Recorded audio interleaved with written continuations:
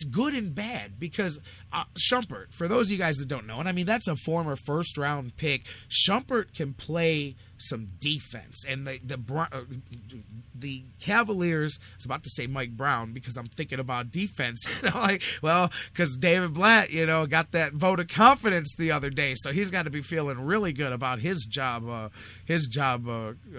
safety, security here at this point.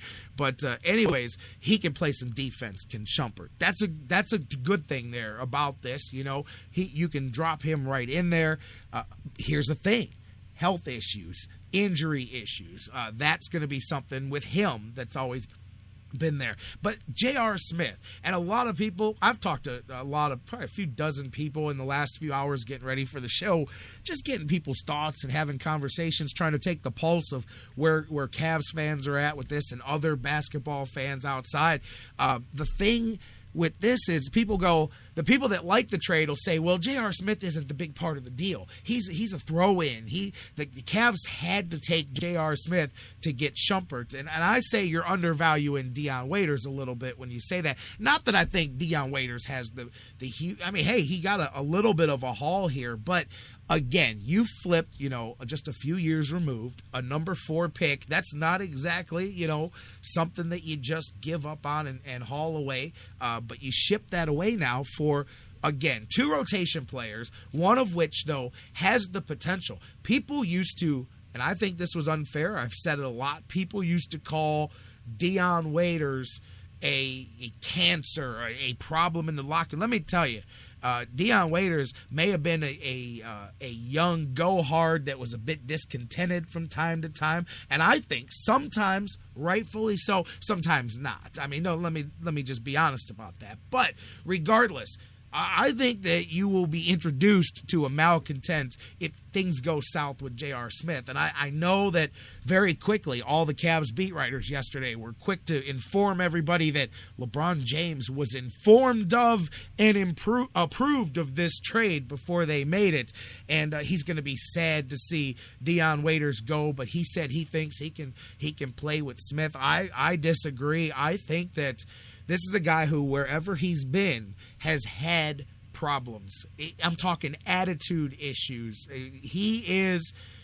I'm sorry, J.R. Smith, to me, is more problems than he's worth. This is a lot like, okay, maybe it's not the exact same scenario, but this is not all that far off from bringing in a guy like Bynum. You can say what you want about Andrew Bynum. We knew that was risk, reward, attitude, but again, people, focus on the J.R. Smith. I obviously don't believe that's why the Cavs made this trade. He was, hey, if you want this and this, then you have to take this off of our hands, But at the end of the day, that can be for people that say, oh, well, he's a big, Andrew Bynum's at least a big man, oh, well, Smith comes off the bench. He can bring some offense, all of that. Again, that's all fine and well. If the guy decides that he's got to bug up his rear end for whatever reason because this guy is getting the ball too much, and that's, Vashawn, there's my next point, is DIon Waiters' biggest downfall. And you know what? We spent 10 minutes at the end of yesterday's show. It was almost like Sixth Sense. We had spent 10 minutes at the end of yesterday's show talking about DIon Waiters and how he's had such bad shot selection in the last couple of weeks. It seemed like he was taking the most of the shots he was hitting the least of. It was like he was stubborn and just trying to force the issue and shoot his way out of it or whatever, and instead he was just piling up bad shot after bad shot. J.R. Smith does the same thing. Only difference is he's not as young as DIon Waiters, so Smith is less afraid to jack up his own shots because at least DIon maybe feels like I need to defer a little bit to at least LeBron or the other veterans on the team, although that was always an issue that I thought DIon was never that big on doing to begin with, which may have been some of the issue. But regardless, Smith has been there as far as been around the league, so he's going to feel entitled to act how he acts and do how he does. I'm just saying, I don't know that part of the experiment is going to be a good thing for the Cavaliers at all. And I agree with Vashawn, again, in the chat room. We're really on the same page with this one here. All you did was traded an older DIon Waiters for a younger DIon Waiters. Only difference is you can maybe get the younger DIon Waiters to change, to adjust, to evolve his game. The older DIon Waiters is he's about as set in his ways as the tattoos all over his body. They're not being removed, and his attitude is not being removed. I mean, there's times when a guy goes somewhere and you can blame it on this situation or that. And sometimes it's true. Hey, things went south and it didn't work out as planned. Maybe a guy comes somewhere, like we talk about Ben Tate, and then the plans change. And he's like, hey, look, you told me I was coming here to do this. Now you want me to do this, and that doesn't work for me. And you can say that's selfish, but that is at least an argument that a guy can make, man. But this is a different track here. Absolutely, the Cavaliers are going, and it really strikes me. You tell me your thoughts. 216-539-7535. Does it strike you as a panic move? Because it absolutely came to me as a panic move here. It was, we've been trying to make a deal.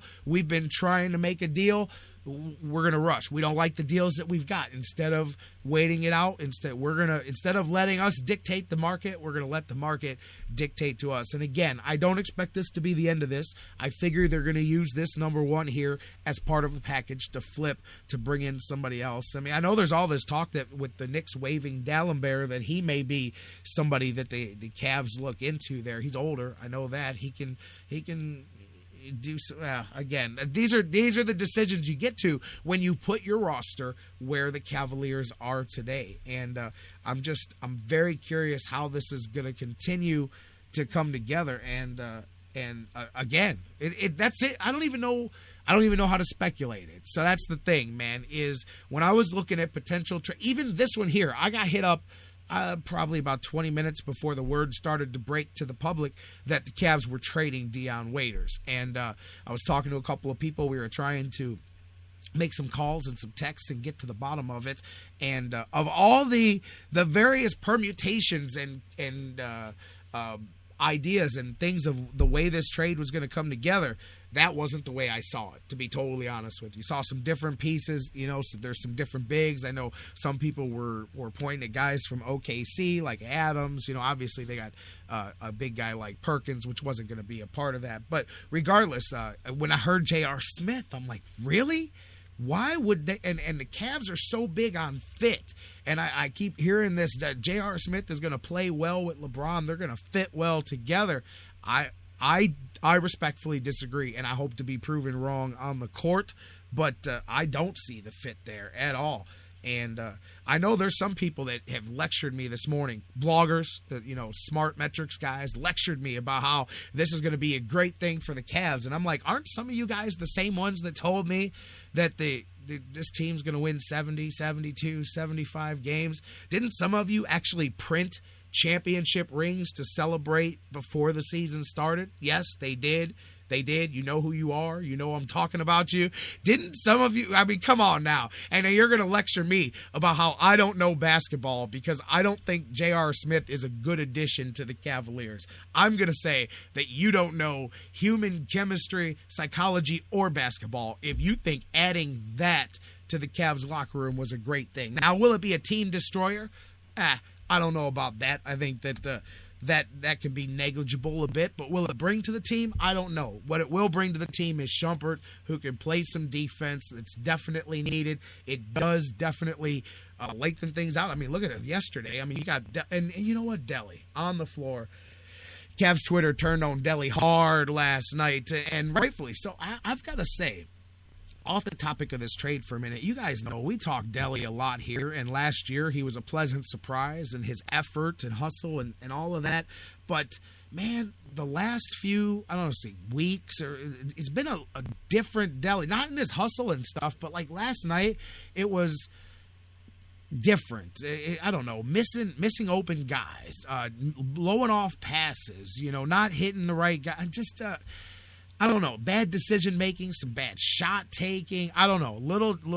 I'm not liking some of the things I saw. The hustle's always there, but it was amazing to me to watch the Cavaliers Twitter implode last night and blame that loss on Delly last night because he missed it. He missed them free throws, and I get it. Like I said, there's been something off about him.